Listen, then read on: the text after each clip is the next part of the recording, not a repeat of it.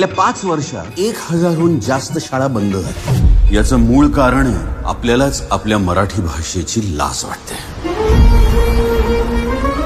या पृथ्वीवरची पहिली जमात असेल आपली ज्याला आपल्याच आईची लाज वाटते. अहो सर, तुम्ही काय एवढा हट्ट करताय जुनी आणि पडकी शाळा वाचवण्याचा? छापखाना आणि कारखाना यात अंतर असतं. तुम्ही जो बांधणार आहात तो छापखाना आहे आणि हा इथे जो उभा आहे हा कारखाना आहे. आपल्या विद्यार्थ्याला काय येतं हे नेमकं ओळखून माणसं घडवली त्यांनी. ज्या शाळेत शिकून तुम्ही मोठे झाला आज तीच शाळा पडतीये.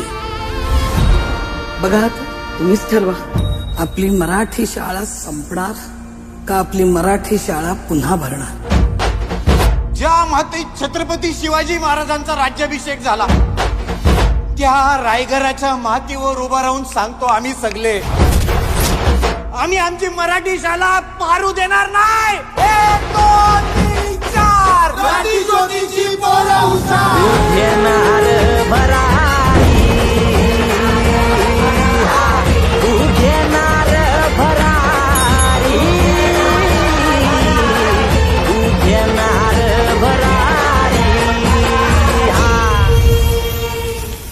अरे नाही, देणगी नाही पाहिजे सरांना. अरे